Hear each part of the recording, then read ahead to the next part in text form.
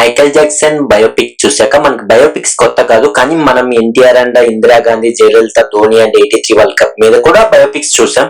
కానీ Michael Jackson లాంటి dancer మీద ఆల్రెడీ బయోపిక్స్ వచ్చాయి, అవి హిట్ అయ్యాయి, చాలా వరకు నెగిటివ్ రివ్యూస్ ఇచ్చారు.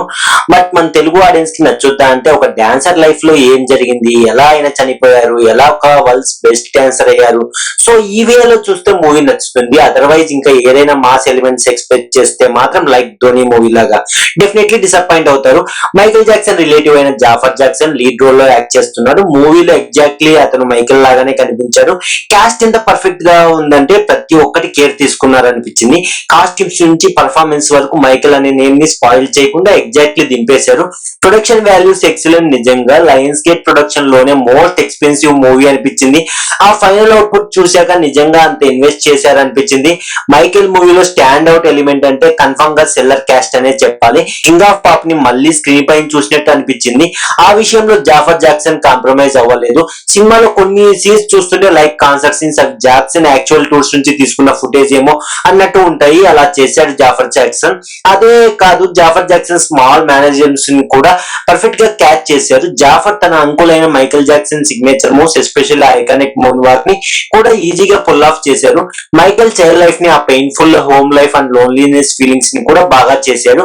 ఇంకా సపోర్టింగ్ క్యాస్ట్ విషయానికి వస్తే వాళ్ళు కూడా సాలిడ్ గా పర్ఫామ్ చేశారు.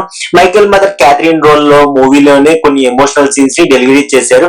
మ్యూజిక్ అంత ఇంప్రెసివ్ గా అనిపించలేదు. ఎప్పుడు బయోపిక్స్ లో మ్యూజిక్ కి ఇంపార్టెన్స్, కానీ చాలా ప్లేసెస్ లో మైకేల్ మూవ్స్ కి తగ్గట్టు మ్యూజిక్ సరిగా రాలేదు.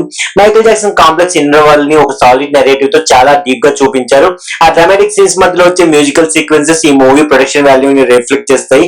నిజం చెప్పాలంటే కొన్ని మ్యూజికల్ నెంబర్స్ కొంచెం లెంత్ ఎక్కువ అనిపించినా మనం దాన్ని ఫర్గివ్ చేయొచ్చు. ఎందుకంటే జాఫర్ జాక్సన్ పర్ఫార్మెన్స్, ఆ stunning costumes and concept movie level staging quality చూస్తుంటే మనకి వేరే ఏం గుర్తుకు రాదు. కొన్ని పాయింట్స్ దగ్గర అయితే ఎక్స్పీరియన్స్ అంత ఇంప్రెసివ్ గా ఉంటుందంటే ఆ చీరింగ్ ఫ్యాన్స్ అండ్ సౌండ్ సినిమాలో ఉన్న వాళ్ళ లేదా మన థియేటర్ లో ఉన్న వాళ్ళ రియల్ ఆడియన్స్ అనేది అసలు డిఫరెన్స్ చేయలేము.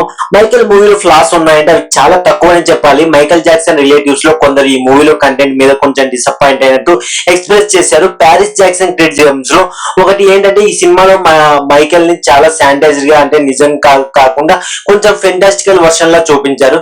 అది ఎంతవరకు నిజం అనేది చెప్పడం కష్టం, కానీ ఒకవేళ అది నిజమైన మైకేల్ మూవీ ఎంటర్టైన్మెంట్ వాల్యూ మాత్రం అసలు తగ్గించదు. ఓవరాల్ గా విజువల్ గా స్టన్నింగ్ గా ఉన్న ఈ మూవీలో ఆ సీజే మాత్రం అవుట్ ఆఫ్ ప్లేస్ గా కనిపిస్తుంది. మైకేల్ మూవీ మీకు ఎలా అనిపించింది డెఫినెట్లీ కామెంట్ చేయండి వన్స్ చూసాక. That's it guys.